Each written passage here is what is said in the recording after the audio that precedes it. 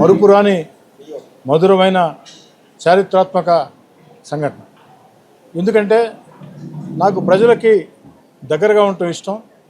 ప్రజల ఆకాంక్షలు గుండె చప్పుళ్ళకి ప్రతిరూపంగా పనిచేయటం నాకు ఇష్టం. ముఖ్యంగా జంజీ యువత, ఈ దేశం దశ దిశ మార్చబోయే జంజీ యువత. గతంలో చరిత్రలో అనేక సార్లు దేశం దశ దిశ మార్చిన జంజీ యువత భారతదేశంలో ఇటీవల కాలంలో సామాజిక రాజకీయానికి చైతన్యానికి వేదికగా నిలుస్తుంది.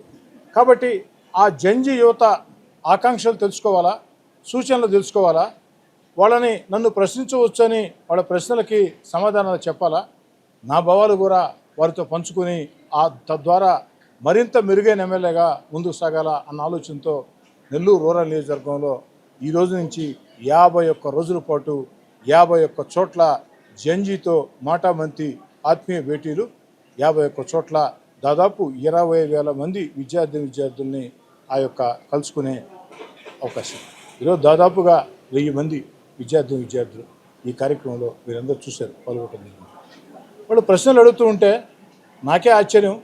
కొన్ని ప్రశ్నలకి నేను కూడా జవాబు చెప్పలేని పరిస్థితి.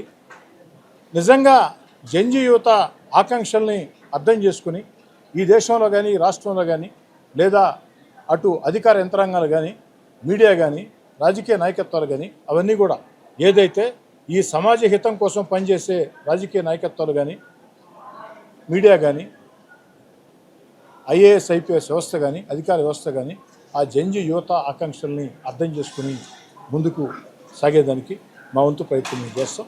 ప్రధానంగా నాకు ఎంత సంతోషం అంటే, మీ ప్రధానమంత్రి ఎలాంటి వాడు కావాలా అని అడిగితే ఒక విద్యార్థిని చెప్పిన సమాధానం, మా ప్రధానమంత్రి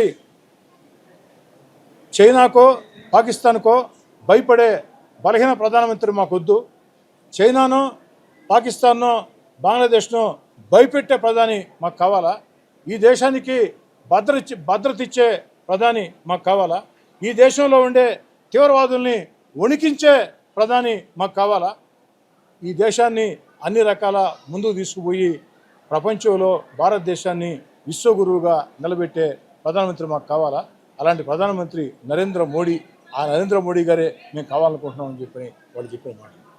రెండోది ఏంటంటే, ఒక ముఖ్యమంత్రిగా ఎలా కోరుకుంటున్నారంటే, వాళ్ళు చెప్పినటువంటి సమాధానం, మా ముఖ్యమంత్రి భావి తరాల గురించి ఆలోచన చేయాలా, వ్యవస్థల్ని విధ్వంసం చేసే ముఖ్యమంత్రులు మాకొద్దు, మా ముఖ్యమంత్రికి ఒక మంచి విజన్ ఉండాలా. ఏదైతే ఆనాడు కంప్యూటర్లని చంద్రబాబు నాయుడు గారు అంటే చాలామంది హేళన చేశారని మా తల్లిదండ్రులు మా పెద్దవాళ్ళు చెప్తూ ఉంటారు. కానీ అలాంటి హేళన చేసిన చంద్రబాబు నాయుడు గారు వెనక్కి తగ్గకుండా ఆ కంప్యూటర్ల మీద పెట్టిన దురదృష్టి వల్లే ఈరోజు ప్రపంచంలో అన్ని చోట్ల కూడా తెలుగు వాళ్ళు కంప్యూటర్ రంగంలో ముందుకున్నారు. అది మా పెద్దలు మాకు చెప్పినటువంటి మాట. అలాంటి చంద్రబాబు నాయుడు గారు, పెట్టుబడులు ఆకర్షించే చంద్రబాబు నాయుడు గారు, యువనేత నారా లోకేష్ గారు, పవన్ కళ్యాణ్ గారు, ఇలాంటి నాయకత్వం మాకు కావాలని చెప్పడం. స్థానిక శాసనసభ్యుడిగా నన్ను నేను సరి చేసుకునేదానికి అనేక ప్రశ్నలు, నాకు ఉపయోగపడే చాలా ప్రశ్నలు, నాకు సమాధానం ఏం చెప్పాలో అర్థం కాని ప్రశ్నలు కూడా వీటిని జరిగింది. ఏదేమైనా చాలా సంతోషంగా ఉంది. ఒక్కడి మాత్రం మాట ఇస్తూ ఉన్నా, జంజీ యువతకి పిలుపునిస్తూ ఉన్నా, మీరు ప్రశ్నించండి, నిలదీయండి, ఉద్యమించండి, అది సమాజానికి అవసరం.